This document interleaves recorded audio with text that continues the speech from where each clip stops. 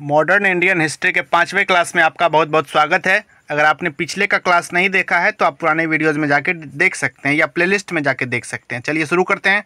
पहला क्वेश्चन है कि 1833 ईस्वी के 1833 ईस्वी के चार्टर एक्ट के तहत भारत का पहला गवर्नर जनरल कौन हुआ था?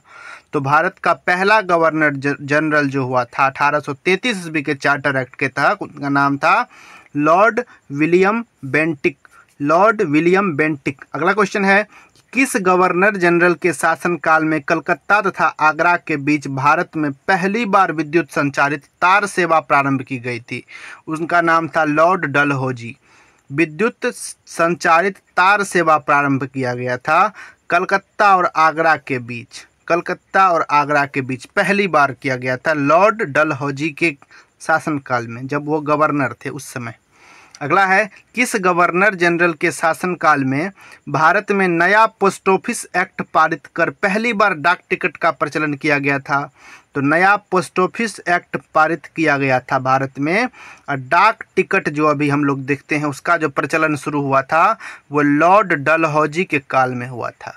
उस समय लॉर्ड डलहौजी जो थे वो गवर्नर जनरल थे। अगला है कि किस गवर्नर जनरल के शासनकाल में भारत में पहली बार सार्वजनिक निर्माण विभाग की स्थापना की गई थी? तो पहली बार जो सार्वजनिक निर्माण विभाग का स्थापना किया गया था वो लॉर्ड डलहौजी के काल में ही किया गया था, लॉर्ड डलहौजी। अगला है कि हिंदू विधवा पुनर्विवाह अधिनियम किस वर्ष तथा किस गवर्नर जनरल के शासनकाल में पारित हुआ था? तो हिंदू विधवा पुनर्विवाह अधिनियम जो पारित हुआ था उस समय के गवर्नर जनरल थे लॉर्ड कैनिंग। लॉर्ड कैनिंग, और यह पारित हुआ था 1856 में, 1856 ईस्वी में। कि किस गवर्नर जनरल के कार्यकाल को उसकी हड़प नीति या व्यपगत सिद्धांत के कारण अधिक याद किया जाता है? तो जिनको याद किया जाता है उन्हीं का नाम है लॉर्ड डलहौजी। लॉर्ड डलहौजी, उनको उनका व्यपगत सिद्धांत और हड़प नीति दो है, एक हड़प नीति एक व्यपगत सिद्धांत के कारण उनको याद किया जाता है, लॉर्ड डलहौजी को। अगला क्वेश्चन है कि किस गवर्नर जनरल ने कलकत्ता से दिल्ली तक ग्रांड ट्रंक, जिसको कि जीटी कहते हैं हम लोग, जीटी रोड की मरम्मती करवाई थी? तो जीटी रोड का जो मरम्मत करवाया गया था वह करवाए थे लॉर्ड ऑकलैंड। Lord Auckland. अगला है कि किस गवर्नर जनरल के शासनकाल में भारतीय नागरिक सेवा के लिए पहली बार प्रतियोगिता परीक्षा शुरू किया गया था? तो पहली बार जो प्रतियोगिता परीक्षा शुरू किया गया था वो लॉर्ड डलहौजी के काल में किया गया था, लॉर्ड डलहौजी। अगला है, किस गवर्नर जनरल को भारत में रेलवे का जनक कहा जाता है? क्योंकि इसके कार्यकाल में भारत में पहली बार रेलगाड़ी चली थी। तो रेलवे का जनक जो कहा जाता है भारत में वो कहा जाता है लॉर्ड डलहौजी को, क्योंकि इसी के शासनकाल में जब ये थे गवर्नर उसी समय सबसे पहली बार भारत में रेलगाड़ी चला था, रेलगाड़ी जिसको ट्रेन बोलते हैं। नरबली प्रथा पर प्रतिबंध लगाने वाले गवर्नर जनरल कौन थे? तो नरबली प्रथा पर जो प्रतिबंध लगाया गया था उस गवर्नर जनरल का नाम था लॉर्ड हार्डिंग। किस गवर्नर जनरल ने शिशु बालिका की हत्या पर प्रतिबंध लगाया था? तो लॉर्ड विलियम बेंटिक जो थे यही शिशु बालिका के हत्या पर प्रतिबंध लगाए थे। अगला है कि भूमिहर रहित राजगीरों को पता लगाकर उसे जब्त करने के लिए कब तथा किस गवर्नर जनरल ने इनाम कमीशन का गठन किया था? इनाम कमीशन इम्पोर्टेंट है। इनाम कमीशन का जो गठन किया था वो लॉर्ड डलहौजी किए थे। कब किए थे? 1852 में, 1852 ईस्वी में। अगला है, किस गवर्नर जनरल ने शिक्षा सुधार से संबंधित वुड डिस्पैच लागू किया? तो वुड डिस्पैच जो लागू किए थे उनका नाम था लॉर्ड डलहौजी। इसी लॉर्ड डलहौजी, इनके बारे में और विख्यात से दिया हुआ, आप वीडियो को रोक कर देख सकते हैं, ठीक है, ज़्यादा इंपॉर्टेंट नहीं है।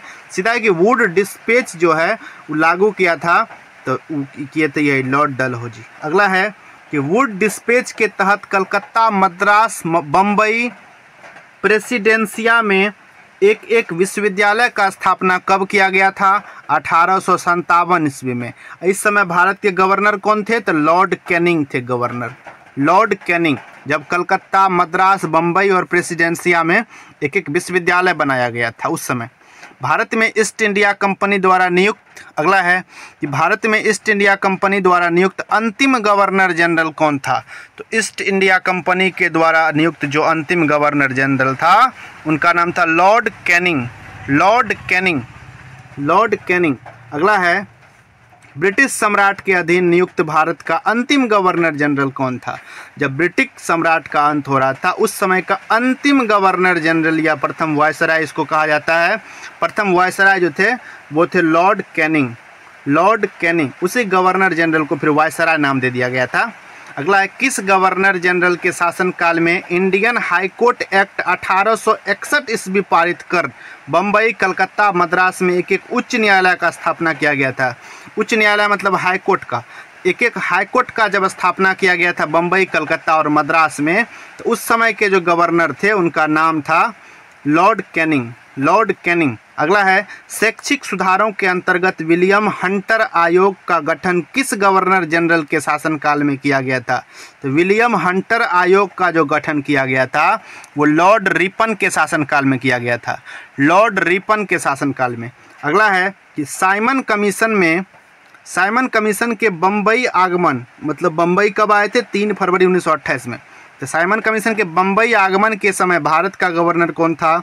तो गवर्नर थे Lord Irwin, Lord Irwin. Simon commission Bharat का बम्बई आगमन कब हुआ था ये पूछा जाता है, 3 फरवरी 1928 को याद रखना है, लॉर्ड इरविन। अगला है कब तथा किस गवर्नर जनरल के कार्यकाल में विधि विद्वान लॉर्ड मैकाले द्वारा प्रारूपित दंड संहिता को कानून बना दिया गया था।